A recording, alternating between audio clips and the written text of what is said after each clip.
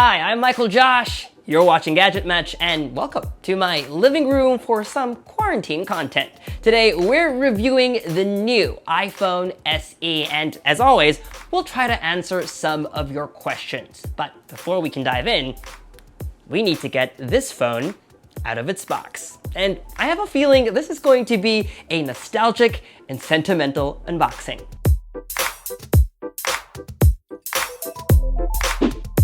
Not too long ago, we recently crossed the 500,000 subscriber mark, but I can remember it like it was just yesterday when we didn't have a lot of subscribers, and I flew to Singapore to be one of the first to buy and unbox the original iPhone SE.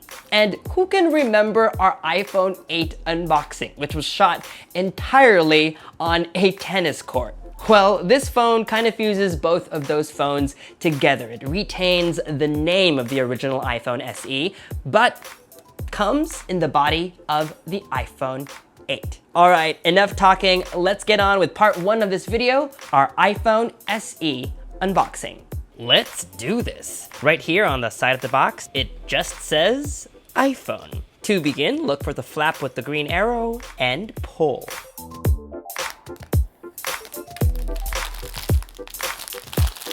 First up, designed in California packet, you'll find your welcome guide, SIM ejector tool, and stickers. Next, lift on this tab to retrieve the iPhone SE. It's almost surreal seeing this home button over here. It's been many years since I last used Touch ID. Today, we're unboxing a white iPhone SE with a black face and a white back made of glass. Its aluminum frame has a silver finish. Notice it's only got one camera. We'll dive more into that later. Also in the box, a tiny 5-watt charger, lightning headphones, and a USB-A to lightning cable. All right, we'll keep this short so we'll have more time for your questions. Let's set this up, and I'll see you in a few days for the review. 1 week later. Hey guys, it's 1 week later, and I thought I'd put on something new today. Sometimes it takes just dressing up a little bit to make you feel good inside. However, that isn't the same case with the new iPhone SE. Just like how the original iPhone SE took the tried and tested design of the iPhone 5S, the new iPhone SE reuses the chassis of the iPhone 8, including its frosted aluminum frame and glass back. The phone comes in 3 colors: black, white, and product red. Fun fact, the logo is now centered. Another fun fact, the face on the white iPhone SE is black. The gold and silver iPhone 8s were actually white up front. Now, that familiar face is something we've seen since the iPhone 6 from 2015, with a thick forehead and chin, just enough space for that iconic circular home button. So sure, one could say the iPhone 8 looks old, and you'd be right, but you don't buy the iPhone SE for its revolutionary new design. You buy it for its price tag. And for $300 less than the iPhone 11 and at least $600 off any Android flagship for that matter, I don't even want to start. It's probably a cult favorite by now, and from a nostalgic point of view, I could see how that would have been very popular in 2020. But I wonder if it would be too small a screen for the things we do on phones these days. In fact, a lot of you in the comments section asked if Apple was also planning on selling a larger model of the SE, the same size as the iPhone 8 Plus. And if you asked that question, let me briefly answer, I really don't think they will. Now, because I use the iPhone 11 Pro Max as my daily driver, this phone feels really small to me, but I have to remind myself that it's just about the same size as the iPhone 11 Pro. Its large forehead and chin notwithstanding, I don't feel like I'm using any less of an iPhone, just a smaller one. I think it's an important jump-off point following our discussion on design to address the perception that this is an old iPhone, and that's why I want to talk about the A13 Bionic chip next.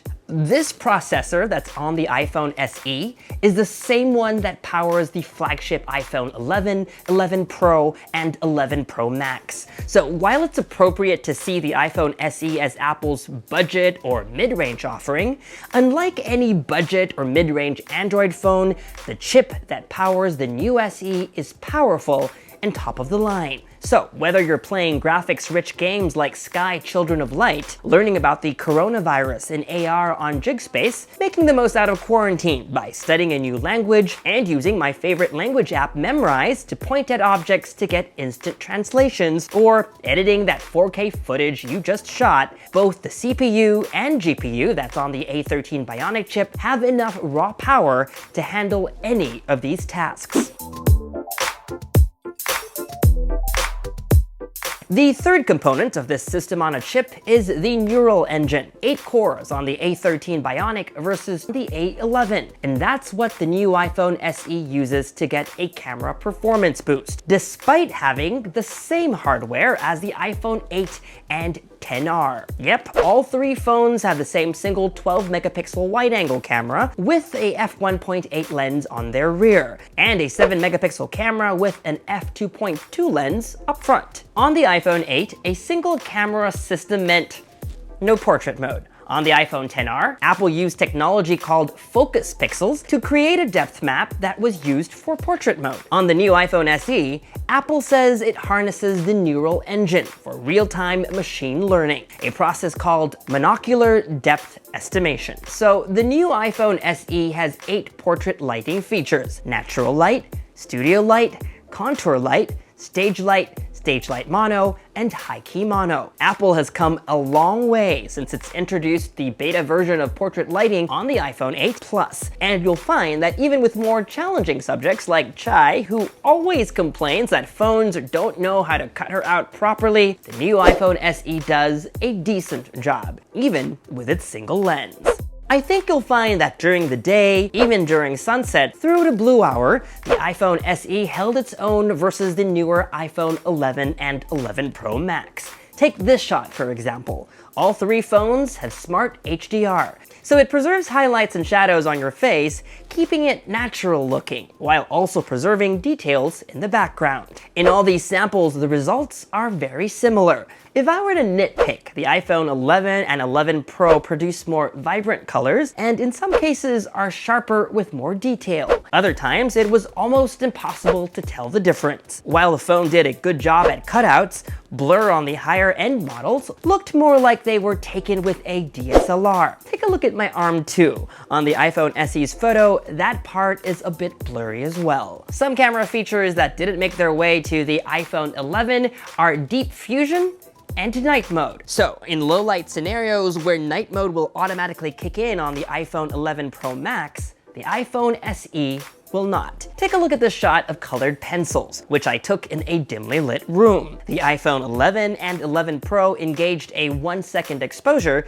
so the shots came out brighter, with less noise and very accurate colors. The iPhone SE produced a decent photo, but the subject was softer and there was definitely more noise. But it's really when the lights go out where the results are more obvious. Before I move on, Raymond on Facebook asks a really good question. Why doesn't it have night mode when they put the A13 Bionic, which is capable of doing such stunning photography at night? While you're right, night mode relies on the power of the A13 Bionic chip, it also relies on a larger and better image sensor on the iPhone 11 and 11 Pro. Now you'll remember a larger image sensor lets in more light, and the iPhone uses multiple shots for an even better photo. Now this part is probably just speculation on my end, but without that larger image sensor, I don't think the results would have been as good, so Apple probably made the decision not to include it.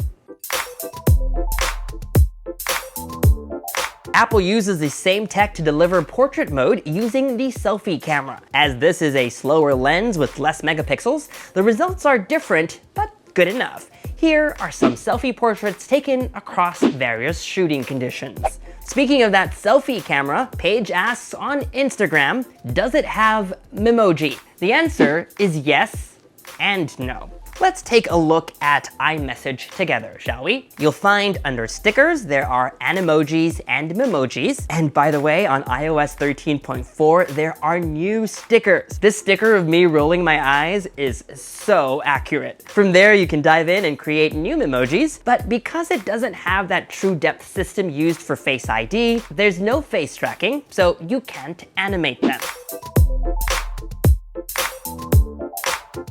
Having used Face ID for like 3 years now, I've gotta say Touch ID took some getting used to, but it was as fast and as accurate as I remember. At times like these where I often have to wear a mask, it's good to have an option to easily unlock my phone or pay for things at the store.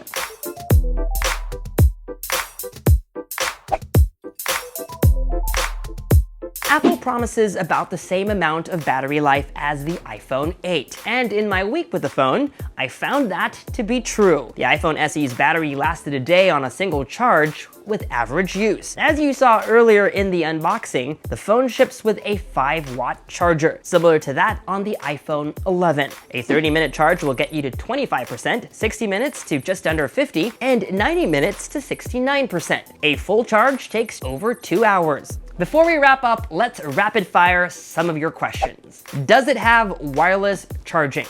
Yep, it does. Is it water and dust resistant? Yep, it has an IP67 rating, but as I always say, Apple doesn't cover water damage in its warranty, so don't take your iPhone for a swim. Stereo or mono speakers? Stereo speakers, a combo of bottom-firing grills and an earpiece that doubles as a speaker also, and they're decently loud.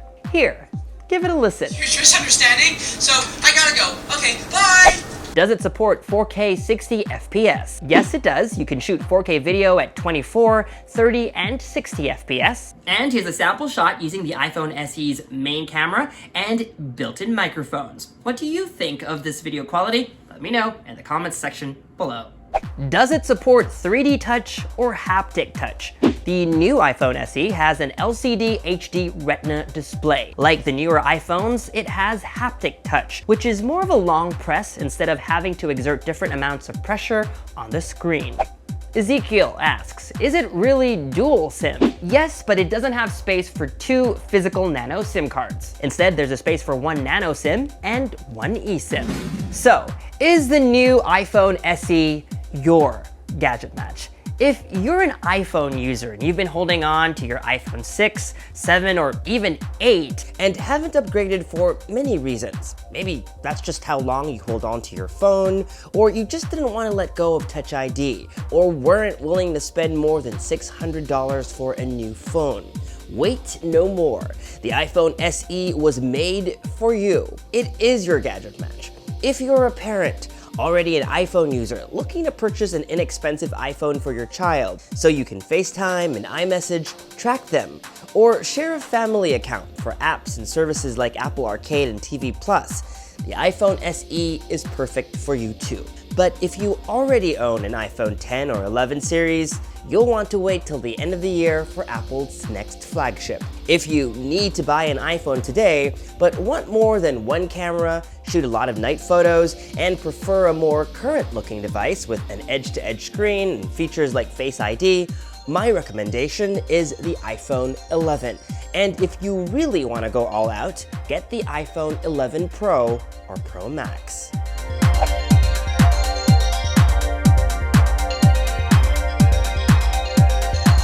Priced at just $200 more, I can see why this is the most requested head-to-head from you guys. Especially since the iPhone SE and iPhone XR share the same camera system.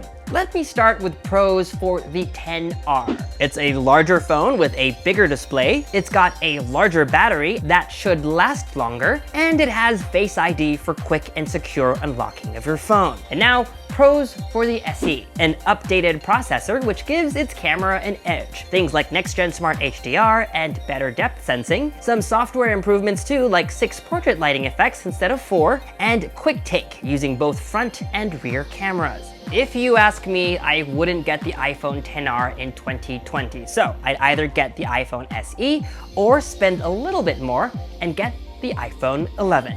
Which one should I buy, iPhone SE or iPhone 8? Apple doesn't sell the iPhone 8 anymore. Last week, before the new iPhone SE went on sale, the 8 retailed for $449. The iPhone SE is $50 less with updated hardware, and will get you at least 5 years worth of iOS updates versus at least 2 on the 8. So even if you could buy the iPhone 8 from third-party resellers, I'd pick the SE. No brainer. Timothy Ong says, I hope you compare this with the OnePlus 8. I'm having a hard time deciding on the two. I usually don't compare iPhones and Androids. They're just two different ecosystems that have their own pros and cons. But because a lot of you asked, I'll go ahead and try to answer it. The OnePlus 8 starts at $699. That's a full $300 difference. If that's how much money you're willing to spend on a phone, I'd get the iPhone 11 over the non-pro OnePlus 8 any day. Having said that, if you're an Android user who's been thinking about switching but didn't want to break the bank on an iPhone, now's the time to take the plunge. In the Android world, only Google's Pixel 3a comes close. And while they're a close match when it comes to photos, here, see for yourself.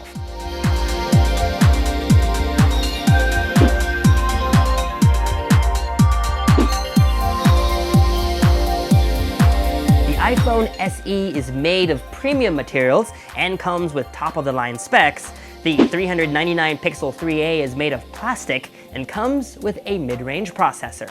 Just to wrap up my thoughts, I want to borrow a tweet from my buddy Jonathan Morrison. He posted, quote, OnePlus releases a near $1,000 phone, and Apple drops a $399 phone with the same chip as the iPhone 11 Pro. What is 2020? Right? At a time where more phones are hitting that $1,000 price point, who would have thought that Apple would be the one to build the flagship killer? Well, maybe that's a little bit of hyperbole. Actually, Kelvs asks, is it the flagship killer of the new decade? Probably not, but it's the best value iPhone that Apple has ever sold, and an easy recipient of the GadgetMatch seal of approval. Its sub $400 price tag means Apple is going to sell even more iPhones. Sure, they've sold an iPhone for $399 before, the original iPhone SE, but that was in 2016 when phone prices were very different. If you take a look at how much a phone costs in 2020, it's easy to justify calling the iPhone SE the most affordable iPhone of all time. And I know you've heard me say this over and over again. There's more to owning an iPhone than just hardware. Owning an iPhone means you can enjoy the entire Apple ecosystem, a wealth of apps, services, and seamless integration with many different Apple products. This phone is significant, and I'll tell you why. Because it is the cheapest iPhone ever sold, it also means that more people can take part in this experience. And if you ask me, that's a huge step forward. And that was our iPhone SE unboxing and review. What do you guys think about this new iPhone? Let me know in the comments section below. And if you haven't already, make sure to subscribe to this YouTube channel. Hit the bell icon so that you get notified as soon as we post a new video. Follow us on social media for all the behind the scenes fun stuff. And as always, make GadgetMatch.com your daily habit. Until the next video, I'm MICHAELJOSH. Thanks for dropping by.